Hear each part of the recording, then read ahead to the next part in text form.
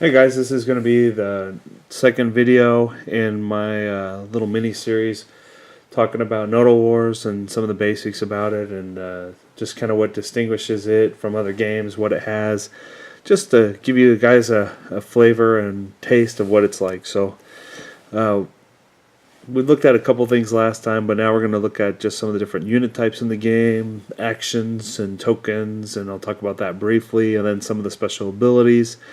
And as you can see, there's a bunch of other stuff: gameplay, army setup, deployment, node gates, blast weapons, how you can create your own units, create your own characters, and then eventually I'll get down to the point where I'm going to do a full game turn, start to finish, just to give you give you guys an idea how it works when it's all integrated together. So right now, like I said, unit types, actions, special abilities. So you have infantry, which are human-sized, maybe a little bit bigger than that. Troops, you got large infantry, giant Zentradi-like, or giant, huge infantry, whether they could be humanoid or not, it doesn't really matter, but they're just basically really large animal creatures of some sort or another. Power armor, you got basically large infantry that as the infantry moves, so does the armor. It increases their strength, their abilities. Maybe later on we'll have large infantry power armor, but for now that's something that we don't really need to worry about. Mechs, giant robots, combat walkers are basically giant robots with 3 or more people as the crew. Big artillery, monsters. There's just a variety of different uses, but basically they're multi-crewed. Big giant robots. Vehicles, you got hover wheeled vehicles, tracked vehicles. Seafaring is just a generic way to say pretty much any type of ships, submarines, and things like that. And then aircraft, kind of speaks for itself, and aircraft really includes also things that fly through space and things like that. But those are just kind of the basic unit types that are in the game at this moment. So actions. How do actions work? Every unit gets 2 free actions. Actions can be used to move, to attack, to boost your defenses, to try to shoot down missiles that are fired at you, and a bunch of other things. So basically, if you are shot at by another guy, you could try to improve your defenses by boosting your target rating, by trying to move out of the way and dodge the attack. You can go ahead and try to take advantage of your armor plating and the way it's angled to try to deflect attacks. Depending on your unit, you can move twice as fast, so if you got slower units, they can get into the battle faster. By using both actions, you can move once and then attack. And even when it's not your turn and you have it activated, you can use some of your actions, and we'll talk about that in a little bit when we go into tokens and how those work. So basically they're used to react and act during combat. Now, advanced units, veterans, lieutenants, captains, commanders, you got better guys. They'll have additional actions besides the 2 free actions, and those actions will function the same way as anything else. Now, what is unique is that you do have actions are for just that unit. Leadership points, on the other hand, are more powerful. They can do a lot of things. Sometimes they could do a combination of things that action points would normally do. They can also remove status tokens that we'll talk about in a little bit. That sometimes you might need multiple action points to remove, where you can use 1 action point to use it.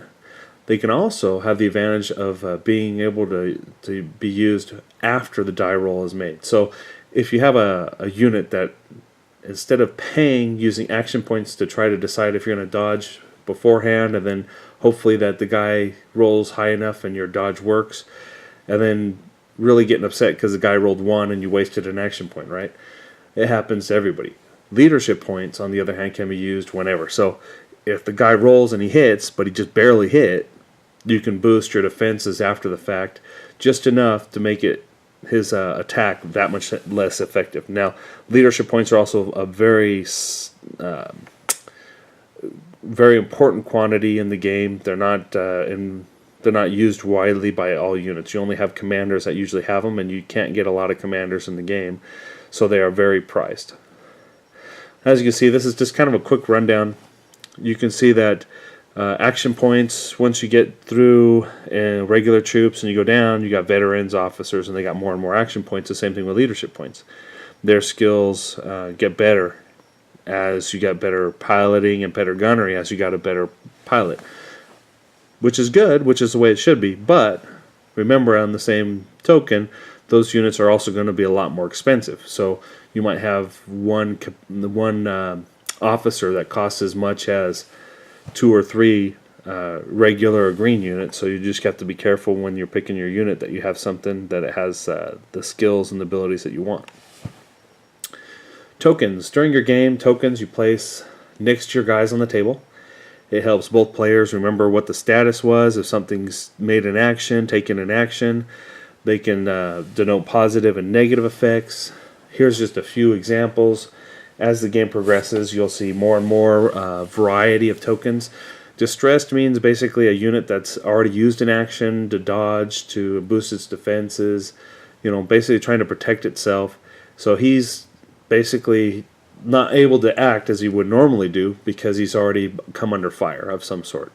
Pinned units have come up under so much fire that they've used both of their free actions or more, trying to prevent themselves from being hit, whether it's hiding behind some cover, whatever.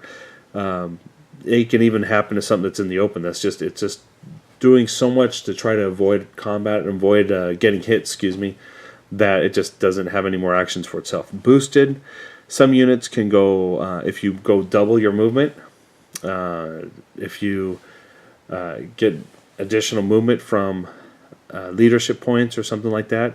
Boosted means that your unit is also harder to hit because you're going a lot faster than what would normally be expected, and you get a slight bonus on your defense. Hold down prone kind of speaks for itself. Overwatch units can go on Overwatch on this, and both players will know when it's Overwatch because you'll put a token next to that unit, and anything that comes within range, he can get a free shot at. But if he comes under fire by things that are outside of range and he has to use an action point, he'll lose that Overwatch status. And then jamming, you have also electronic warfare that can jam or reduce the effectiveness of other units. There are a lot of special abilities, and the reason there's a lot of special abilities is because you have to be able to distinguish one unit from another and give them advantages and disadvantages, give them some flavor. Otherwise, everything's just going to be plain Jane, and it's not going to be any fun. Just having a little bit more speed or a couple more points of health or something like that is not sufficient to really help anybody enjoy a game. You need a little bit more flavor than that. So there's integrated abilities. This is part of the basic unit and what it makes it, and these just are described on there, whether it's a mech, a vehicle. You also have figure special abilities. Figure special abilities are just for that specific unit. Some are more agile, which means that they're harder to hit. Brawler, they're really good in hand-to-hand. Expendable, you can have friendlies shoot at them. Some will move very fast, so they're limited on how much they can attack. Some can fly. Some, if they don't move as much, can focus and fire and concentrate fire on things and be able to fire additional weapons or get a bonus to their attacks. Whether units have hands, whether they hover, all these are pretty quick and easy to understand. Leadership points, leap, most of these things, once you read the rules, you'll be able to quickly understand them, and most of these speak for themselves. Supersonic for jets and things like that get a move once, but then they also get a free additional move because they're just such a fast unit. You also have numerous devices. These could very well change, but for now, you have a communications network, which is a C3, which basically means that you can use the range of some of your closest units to have a better chance of hitting the enemy. You got phased arrays, electronic attack suites. You got ones that help designate for indirect fire, and so there's rules for all those, and you can read through those when you go through the rules. There's also a series of defensive devices, barriers, and e-shields, which are basically kind of like shields that they reduce the amount of damage that you take, and they make it harder for you to be hit. There's electronic countermeasures. There's pods that just blatantly block your unit from getting locked on by missiles and make you a much harder target to hit. There's also unit-specific abilities, units that can carry units, units that can transport units, units that have a close combat weapon system of some sort, whether it's an axe or a sword or whatever. Just to keep it generic, it's just one type. Deployment gates, those kind of go with nodal gates, and those are in the rules. I don't want to talk about those now. Those would take it too long to talk about. Dual pilot, you have something that's maybe a trainer vehicle or trainer craft that has more than one person in it, so you get an additional action from the additional operator. You have electronics operator that can run all your electronics, so that if you have a lot of electronic warfare on a unit, he can run that, and your pilot can concentrate on combat. Gun ports, some transports might have areas that the pilots can shoot out of. Some of these abilities, I mean, they're so generic that you might understand what they do inherently because they're similar to a lot of other games that have similar abilities. Weapons abilities, again, you have to be able to distinguish all your weapons and what they do. So we try to keep it as simple and as to the point as possible. I'm not going to go through all these because there's just so many of them, but obviously artillery is good at firing at longer ranges and not as good up close. You have blast weapons. You have weapons that are on the same axle and they're coaxial, so they have to fire at the same target. You got explosive weapons, which do more damage against buildings. You have flame weapons, which basically ignore certain levels of cover.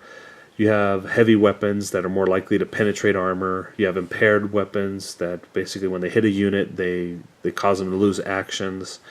Laser guided, you got missiles, you can overload certain weapons, you got weapons that shock the unit and maybe even prevent it from moving. You got spread. I tried to give a good amount where there wasn't too many abilities to be overwhelming, but enough abilities that you could pretty much simulate anything that you have or that you've seen in cartoons and movies, whatever you want, depending on what miniature you have. So there's a pretty quick rundown of just some of these. If you have any questions, go ahead and post them up on Facebook. You can post them up on my Facebook site. There's the Nodal War Skirmish Facebook page, and I've been posting this around for other people. So if you have any questions or anything, feel free. I try to get around and let people know and answer questions if there are any. And hopefully you'll help me play test this and enjoy it when we're finished. Thanks.